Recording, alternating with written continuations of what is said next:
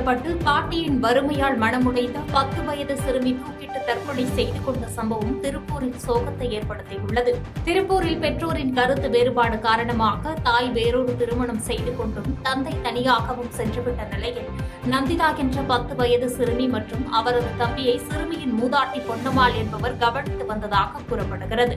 இந்நிலையில் அருகில் உள்ள பெண் ஒருவர் தகாத வார்த்தைகளால் திட்டியதாக கூறப்படும் நிலையில் இதனால் மனமுடைந்த சிறுமி நந்திதா பாட்டி வேலைக்கு சென்ற நேரத்தில் வீட்டில் தனியாக இருந்தபோது தூக்கிட்டு தற்கொலை செய்து கொண்டதாக தெரிகிறது.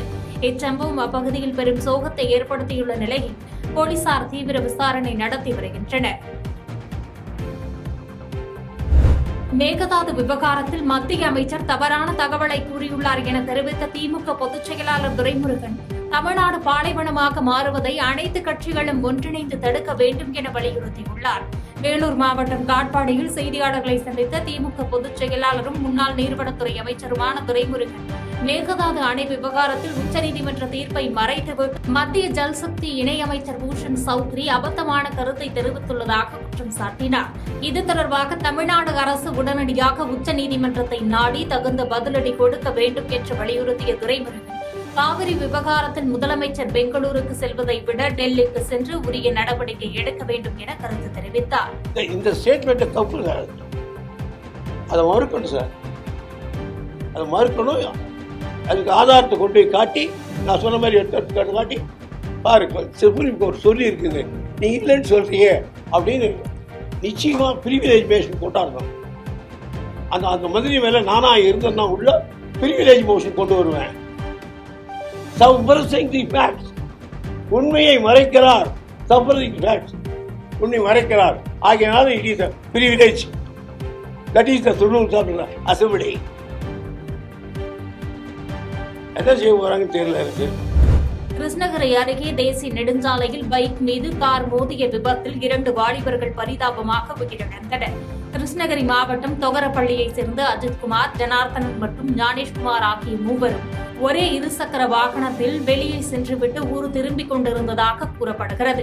அப்போது மத்தூர் அடுத்த பாறைக்கோட்டாய் அருகே பெங்களூரிலிருந்து திருவண்ணாமலை நோக்கி சென்ற கார் ஒன்று இவர்களது இருசக்கர வாகனம் மீது எதிர்பாராத விதமாக பலமாக மோதிய விபத்தில் அஜித்குமார் மற்றும் ஜனார்த்தனன் ஆகிய இருவரும் சம்பவ இடத்திலேயே உயிரிழந்தனர். ஞானேஷ்குமார் படுகாயமடைந்த நிலையில் மீட்கப்பட்டு மருத்துவமனையில் சேர்க்கப்பட்டுள்ளார்.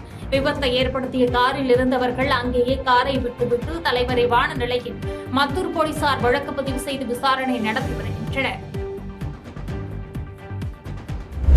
அரியலூர் பள்ளியில் நடைபெற்ற விழிப்புணர்வு நிகழ்ச்சியில் போக்சோ சட்டம் குறித்து சர்ச்சைக்குரிய வகையில் பேசிய பெண் சிறப்பு உதவி ஆய்வாளர் சிங்கப்பெண் அதிரடி படையிலிருந்து விடுவிக்கப்பட்டார்.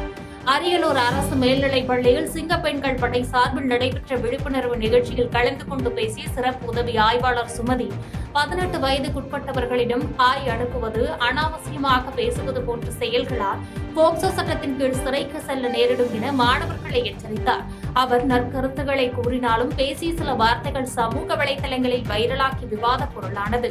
இதனை அடுத்து சர்ச்சையை தொடர்ந்து அவர் அதிரடி படையிலிருந்து விடுவிக்கப்பட்டு மீண்டும் அரியலூர் காவல் நிலையத்திற்கே பணியிடை மாற்றம் செய்யப்பட்டார்.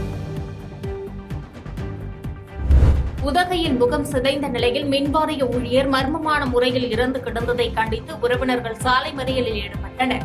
நீலகிரி மாவட்டம் உதகை அருகே கடநாடு கிராமம் இந்திரா நகர் பகுதியில் மின்சாரத்துறையில் பணியாற்றும் ராகவன் என்பவர் முகம் சிதைந்த காயங்களுடன் சாலை ஓரத்தில் இறந்து கிடந்தது பரபரப்பை ஏற்படுத்தியது.